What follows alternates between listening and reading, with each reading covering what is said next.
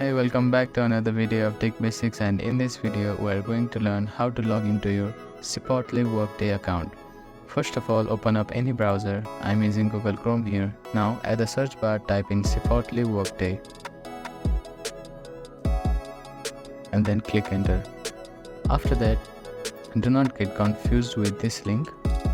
It is of Chipotle sign in, but for Chipotle Workday sign in, click on this link. Now enter your employee ID and password. Click on this checkbox to save your ID and password. Now click on sign in button to log into your Chipotle Workday account. You can also click on this button to reset the password and click on this to unlock your account. And if you are a former employee of Chipotle, click on this button, which will redirect you to another login page for the former employees. Now type in your username and password and click on sign in button to log in for former employees.